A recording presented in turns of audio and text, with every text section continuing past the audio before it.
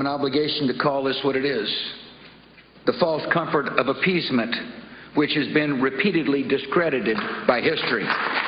All right, Fred Thompson joins us live this morning. How are you? You're sighing already. As he takes a sip of his coffee. I was thinking about the importance of the anniversary of SpaghettiOs. That's the biggest event. That's the biggest event at my house this morning. I can assure you. We have our priorities here. But I heard you sigh.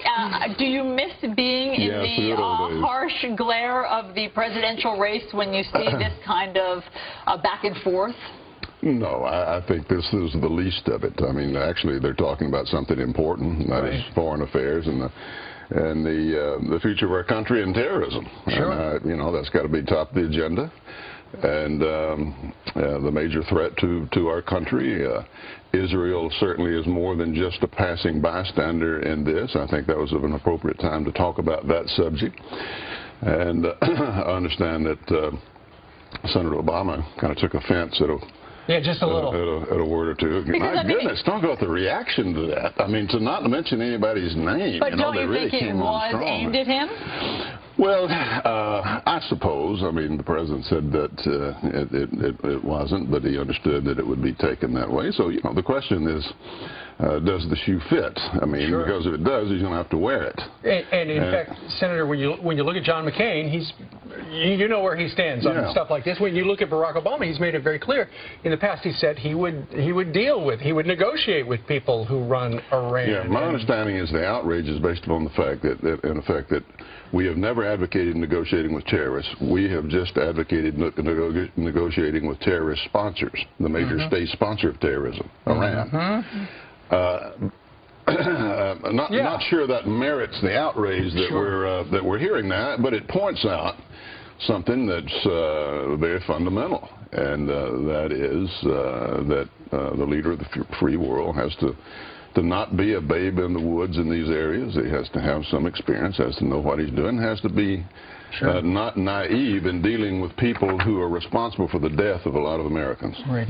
Listen, a couple of appearances ago, I had to cut you short because there was a satellite heartbreak. Yeah, I remember that. I know you remember it, and I apologize.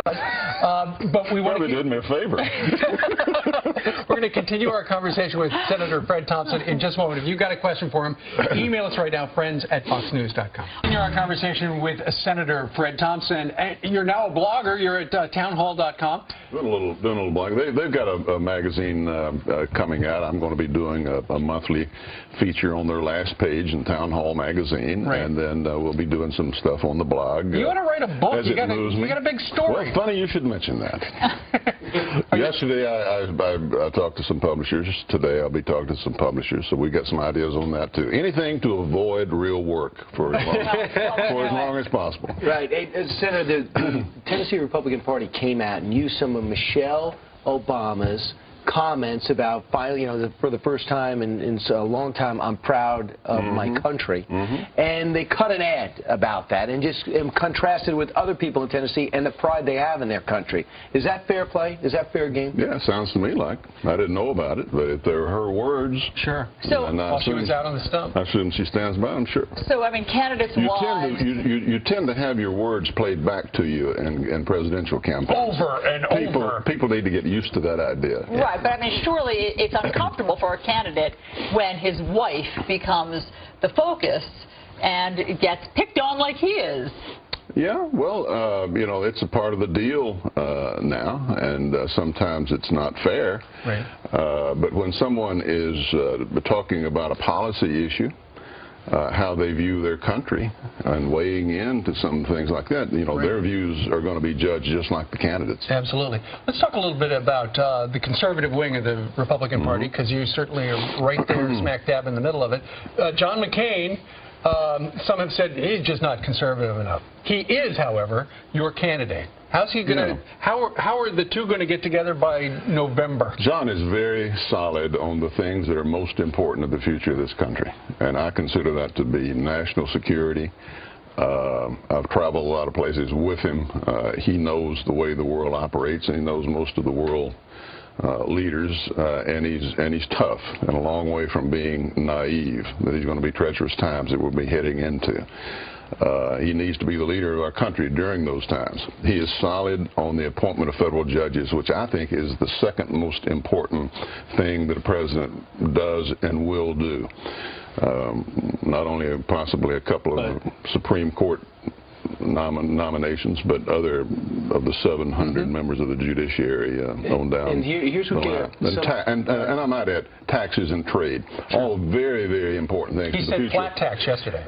Future to our country, and when he walks through the forest and says global warming's the #1 issue, that gets conservatives. Yeah, you're talking about something else, yeah. Yeah, but when he says that's the #1 issue for my administration, that's when people start writing us and calling in and saying, what is going on? He's not a true conservative. Well, what do you say to that? I didn't hear the #1 part. I'm sure if you ask him, he would not place that above national security. Yeah. I mean, I'm not sure exactly what he was talking about there.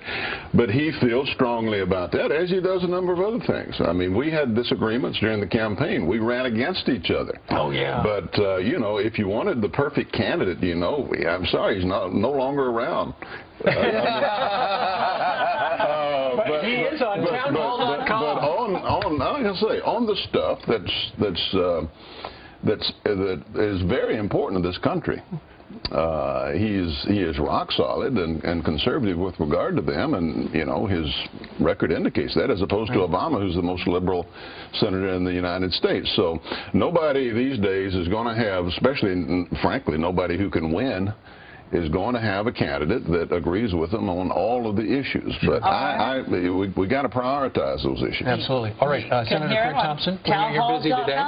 Townhall.com. Go talk to some publishers right above. And other places. I will. Thank you. Fred.